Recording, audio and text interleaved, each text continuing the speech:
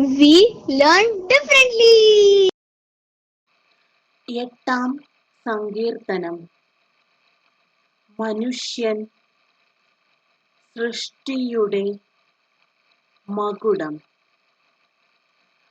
കർത്താവേ, ഞങ്ങളുടെ കർത്താവേ, ഭൂമിയിലെങ്ങും അവിടുത്തെ നാമം എത്ര മഹനീയം.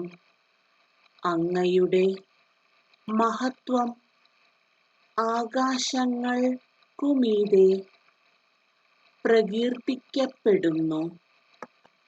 ശത്രുക്കളെയും രക്തദാഹികളെയും നിശബ്ദരാക്കാൻ അവിടുന്ന് ശിശുക്കളുടെയും മുലകുടിക്കുന്ന കുഞ്ഞുങ്ങളുടെയും അധരങ്ങൾ കൊണ്ട് സുശക്തമായ കോട്ട കെട്ടി. അങ്ങയുടെ വിരലുകൾ വാർത്തെടുത്ത വാനിടത്തെയും അവിടുന്നു സ്ഥാപിച്ച ചന്ദ്രതാരങ്ങളെയും ഞാൻ കാണുന്നു. അവിടുത്തെ ചിന്തയിൽ വരാൻ മാത്രം മർത്യന് എന്ത് മേന്മയുണ്ട്.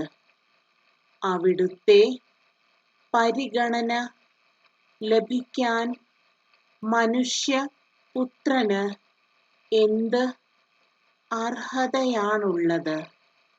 എന്നിട്ടും അവിടുന്ന് അവനെ ദൈവദൂതന്മാരെക്കാൾ അല്പം മാത്രം താഴ്ത്തി. മഹത്വവും ബഹുമാനവും കൊണ്ട് അവനെ മകുടമണിയിച്ചു. അങ്ങ് സ്വന്തം കരവേലകൾക്കു മേൽ അവന് ആധിപത്യം നൽകി. എല്ലാറ്റിനെയും അവന്റെ പാദത്തിൻ കീഴിലാക്കി.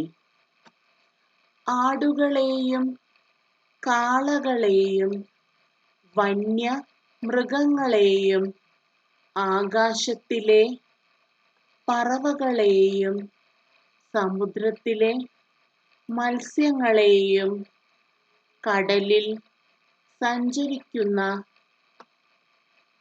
സകലതിനെയും തന്നെ.